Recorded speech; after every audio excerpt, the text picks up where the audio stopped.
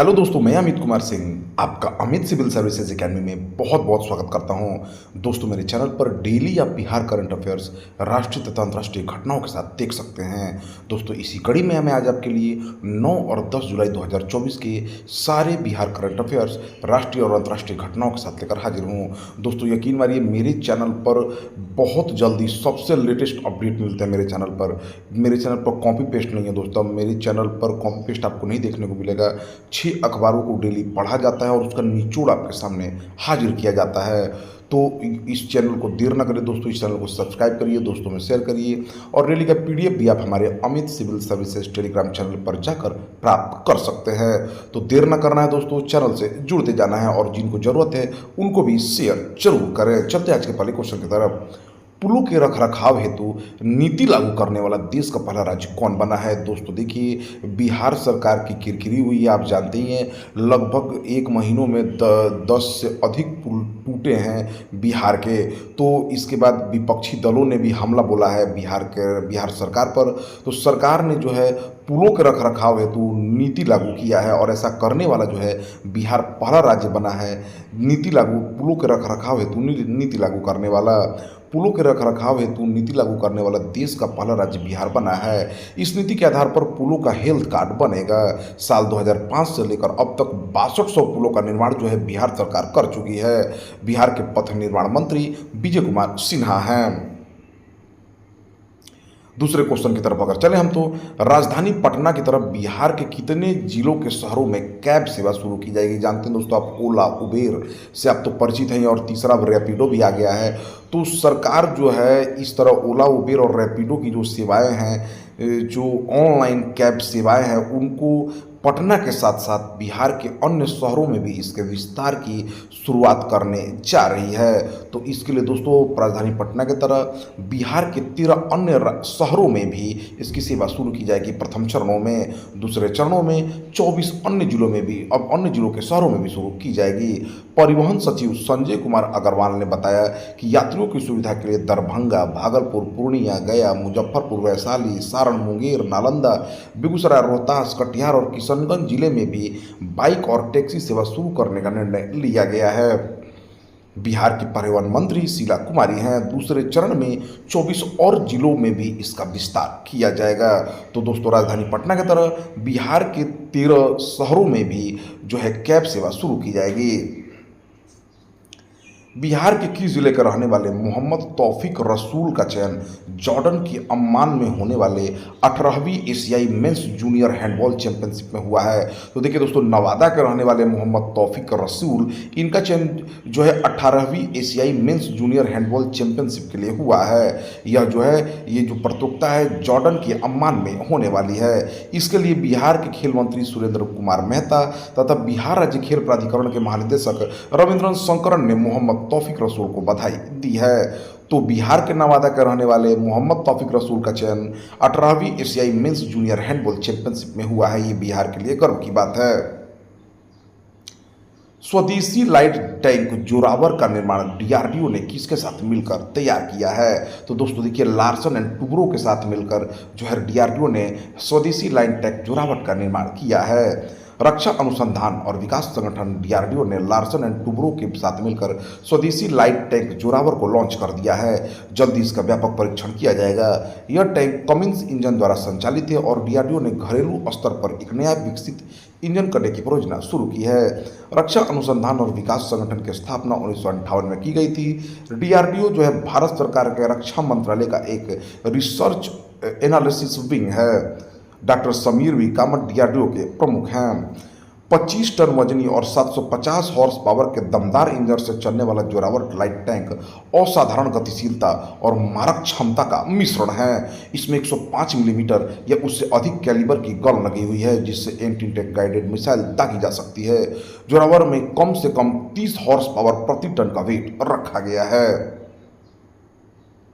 हाल ही में किस सरकार ने मित्र वन पहल शुरू की है? तो उत्तर प्रदेश सरकार ने। उत्तर प्रदेश की योगी आदित्यनाथ सरकार ने उत्तर प्रदेश और नेपाल के सीमा पर वृक्षारोपण जन अभियान 2024 के हिस्से के रूप में मित्र वन शुरू करने की घोषणा की है। इस पहल के लिए कम से कम 35 वन प्रभाग मित्र वन की स्थापना के लिए स्थानों की पहचान करेंगे। इस पहल में वृक्षारोपण जन अभियान में भाग लेने वाले प्रत्येक जिले में शक्ति वन, युवा वन और बाल वन जैसे विशेष वन भी स्थापित किए जाएंगे। उत्तर प्रदेश की राज्यपाल आनंदीबेन पटेल है तो मित्र वन पहल की शुरुआत उत्तर प्रदेश सरकार ने की है। राष्ट्रपति द्रौपदी मुर्मू ने ऐतिहासिक उदयगिरी गुफाओं का दौरा किया है। यह किस राज्य में है दोस्तों? तो उड़ीसा में। उड़ीसा के 4 दिवसीय दौरे पर गई राष्ट्रपति द्रौपदी मुर्मू भुवनेश्वर में ऐतिहासिक उदयगिरी गुफाओं का दौरा कर रही हैं। उदयगिरी की गुफाएं हाथी गुम्फा शिलालेख के लिए प्रसिद्ध हैं, जो ब्राह्मी लिपि में खुदी हुई हैं। शिलालेख जैन णोमकार मंत्र से शुरू होता है और उड़ीसा के प्राचीन नाम कलिंग के एक महान राजा खारवेल द्वारा किए गए विभिन्न सैन्य अभियानों को दर्शाता है। उड़ीसा के मुख्यमंत्री मोहन चरण मांझी बने हैं। उड़ीसा के राज्यपाल रघुवर दास है। हाल ही में हुए उड़ीसा के चुनाव में बीजेपी ने अप्रत्याशित जीत दर्ज करते हुए लगभग 15 सालों से सत्ता पर काबिज नवीन पटनायक की बीजू जनता दल सरकार को हराकर सत्ता अब हथिया लिया है भाजपा ने। पेरिस ओलंपिक 2024 के उद्घाटन समारोह में भारत के ध्वजवाहक कौन होंगे? तो देखिए दोस्तों, ए और सी, पीवी सिंधु और शरत कमल जो हैं वो उद्घाटन समारोह में भारत के ध्वजवाहक होंगे। 2 बार की ओलंपिक पदक विजेता पीवी सिंधु और शीर्ष टेबल टेनिस खिलाड़ी शरत कमल पेरिस ओलंपिक के उद्घाटन समारोह के दौरान भारत के ध्वजवाहक होंगे। वहीं ओलंपिक पदक विजेता गगन नारंग ने भारत के पेरिस 2024 ओलंपिक दल के सेफ डी मिशन के रूप में मुक्केबाजी की दिग्गज मैरी कॉम की जगह ली है। हाल ही में फ्रांस के सर्वोच्च नागरिक सम्मान से किसे सम्मानित किया गया है? देखिए दोस्तों, रोशनी नादर मल्होत्रा को। एशियल टेक्नोलॉजीज के चेयरपर्सन रोशनी नादर मल्होत्रा को फ्रांस के सर्वोच्च नागरिक सम्मान Chevalier de la Legion d honneur, knight of the Legion of the Honour से सम्मानित किया गया है। नादर ने यह कहा कि यह सम्मान पाना मेरे लिए सौभाग्य की बात है। यह भारत तथा फ्रांस के बीच रणनीतिक संबंधों को रेखांकित करता है। फ्रांस की राजधानी पेरिस से राष्ट्रपति यहाँ की इमैनुअल मैक्रो है, प्रधानमंत्री गैब्रियल एटिल हैं। दोस्तों, हाल ही में हुए फ्रांस के चुनाव में जो है वहाँ की वामपंथी को बहुमत तो नहीं मिला, त्रिशंकु सरकार बनी है, लेकिन वामपंथियों को सबसे ज़्यादा सीट मिली है। तो देखिए अब क्या होता है, वहाँ पर भी सरकार, गठबंधन सरकार की उम्मीद है फ्रांस में।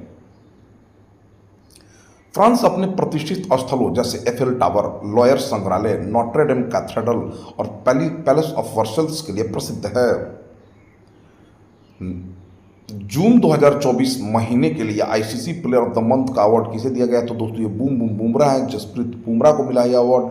आप जानते हैं दोस्तों, जसप्रीत बुमराह ने ऐतिहासिक प्रदर्शन करते हुए T20 वर्ल्ड कप में भारत के वर्ल्ड कप जीत की नींव रखी। उन्होंने फाइनल मैच में बहुत बेहतरीन गेंदबाजी की और जो है साउथ अफ्रीका को वर्ल्ड कप जीतने से रोक दिया। पूरे वर्ल्ड कप के दौरान जसप्रीत बुमराह का प्रदर्शन असाधारण रहा है। T20 विश्व कप 2024 में शानदार प्रदर्शन करने वाले जसप्रीत बुमराह को जून महीने के लिए ICC player of the month award से सम्मानित किया गया है। वहीं महिला टीम की उप कप्तान स्मृति मंधाना को महिला ICC player of the month के अवार्ड से सम्मानित किया गया है।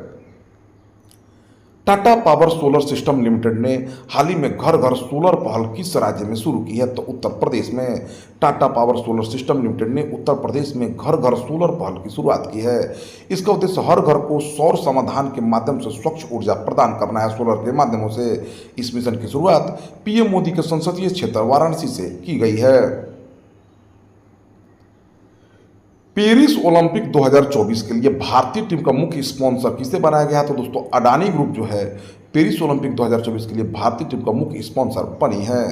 8 जुलाई 2024 को गौतम अडानी ने पेरिस ओलंपिक 2024 के लिए भारतीय टीम को स्पॉन्सर करने की घोषणा की है। उन्होंने पेरिस ओलंपिक में भाग लेने वाले भारतीय एथलीटों का मनोबल बढ़ाने के लिए देश का गीत कैंपेन शुरू किया है। इसके अलावा एक डॉक्यूमेंट्री भी लॉन्च की है। 33वें ग्रीष्मकालीन ओलंपिक की मेजबानी 26 जुलाई से 11 अगस्त 2024 तक फ्रांस की राजधानी पेरिस में की जाएगी। इसमें 32 खेल शामिल हैं, जिसमें से 4 नए खेल शुरू किए गए हैं: ब्रेकिंग, सर्फिंग, स्पोर्ट क्लाइंबिंग और स्केटबोर्डिंग। भारत के किस व्यक्ति को रूस के सर्वोच्च नागरिक सम्मान order of saint Andrew the apostle से सम्मानित किया गया? दोस्तों, हमारे देश के माननीय प्रधानमंत्री श्री नरेंद्र मोदी जो रूस की यात्रा पर हैं, उनको रूस के राष्ट्रपति व्लादिमीर पुतिन ने अपने हाथों से रूस के सर्वोच्च नागरिक सम्मान order of the saint Andrew the apostle से सम्मानित किया है। रूस के राष्ट्रपति व्लादिमीर पुतिन ने खुद अपने हाथों से पीएम मोदी को order of saint Andrew the apostle पहनाकर यह सम्मान उन्हें दिया है। नरेंद्र मोदी को भारत और रूस के बीच साझेदारी और मित्रता को बढ़ावा देने के उनके उत्कृष्ट प्रयासों के लिए रूस का सर्वोच्च राज्य पुरस्कार order of the saint Andrew the apostle दिया जा रहा है। प्रधानमंत्री नरेंद्र मोदी इन दिनों रूस के दौरे पर हैं। आज वे यहां से ऑस्ट्रेलिया के लिए रवाना हो जाएंगे। इसी बीच उन्हें आज रूस के सबसे प्रतिष्ठित नागरिक सम्मान से सम्मानित किया गया है। श्रीलंका क्रिकेट की टीम के नए कोच कौन बने हैं? तो सनत जयसूर्या बने हैं दोस्तों। 8 जुलाई 2024 को भारतीय क्रिकेट बोर्ड ने सनत जयसूर्या को भारत के खिलाफ T20 और वनडे सीरीज के दौरान टीम का कोच नियुक्त किया है। वे पूर्व कोच क्रिस सिल्वरवुड की जगह लेंगे। T20 वर्ल्ड कप में श्रीलंका के खराब प्रदर्शन के बाद मुख्य कोच क्रिस सिल्वरवुड और सलाहकार कोच महिला जयवर्धन ने अपना पद छोड़ दिया था। श्रीलंका की राजधानी कोलंबो और श्री जयवर्धने पूरे कोट्टे हैं। राष्ट्रपति यहाँ के श्रीलंका के रानिल विक्रमसिंघे हैं। प्रधानमंत्री दिनेश गुणवर्धने हैं। भारत जेनरेटिव एआई नवाचारों में किस स्थान पर आया है? पूरे देश विश्व भर में तो 5वें स्थान पर भारत जेनरेटिव नवाचारों में 5वें स्थान पर है, जो चीन, अमेरिका, कोरिया गणराज्य और जापान से पीछे हैं। भारत ने 2014 से 2023 तक जेनरेटिव एआई से संबंधित 1350 पेटेंट दायर किए हैं। भारत ने जनरेटिव एआई पेटेंट प्रकाशनों में सबसे अधिक वार्षिक वृद्धि दर्ज की है, औसतन 56% की वृद्धि। भारत एआई तैयारी सूचकांक 2024 में 72वें स्थान पर आया। देखिए दोस्तों, ये कुछ प्रमुख सूचकांक है 2024 के। एआई जनरेटिव एआई नवाचार में 5वें, एआई तैयारी कृत्रिम बुद्धिमत्ता तैयारी सूचकांक 2024 में 72वें, भारत वैश्विक ऊर्जा संक्रमण सूचकांक 2024 में 63वें स्थान पर है। भारत वैश्विक यूनिकॉर्न सूचकांक 2024 में 3रा स्थान पर, विश्व प्रेस स्वतंत्रता सूचकांक में 159वें स्थान पर, भारत वैश्विक लैंगिक अंतर सूचकांक 2024 में 129वां स्थान पर, भारत विश्व आर्थिक मंच के यात्रा और पर्यटन विकास सूचकांक 2024 में 39वें स्थान पर, भारत विश्व खुशहाली रिपोर्ट 2024 में 126वां स्थान पर है। जनरेटिव एआई एक प्रकार की कृत्रिम बुद्धिमत्ता तकनीक है जो पाठ, इमेजनरी, ऑडियो, सिंथेटिक डेटा सहित विभिन्न प्रकार की सामग्री का उत्पादन कर सकती है। किस राज्य ने 2024 का सर्वश्रेष्ठ कृषि राज्य पुरस्कार जीता है? तो महाराष्ट्र सरकार ने दोस्तों 15वें कृषि नेतृत्व पुरस्कार समिति द्वारा महाराष्ट्र राज्य को 2024 के लिए सर्वश्रेष्ठ कृषि राज्य पुरस्कार से सम्मानित किया है। यह घोषणा भारत के पूर्व मुख्य न्यायाधीश की और केरल के पूर्व राज्यपाल न्यायमूर्ति पी सदाशिवम की अध्यक्षता वाली समिति द्वारा किया गया है। महाराष्ट्र के मुख्यमंत्री एकनाथ शिंदे 10 जुलाई 2024 को नई दिल्ली में एक समारोह में यह पुरस्कार स्वीकार करेंगे। महाराष्ट्र के मुख्यमंत्री एकनाथ शिंदे है, राज्यपाल यहाँ का रमेश बैस है। महाराष्ट्र से संबंधित कुछ अन्य खबरें जो चर्चा रही है उसके बारे में देख लीजिए दोस्तों। सुजाता सोनिक महाराष्ट्र की पहली महिला मुख्य सचिव नियुक्त की गई हैं। महाराष्ट्र सुशासन विनियमों को मंजूरी देने वाला देश का पहला राज्य बन गया है। महाराष्ट्र के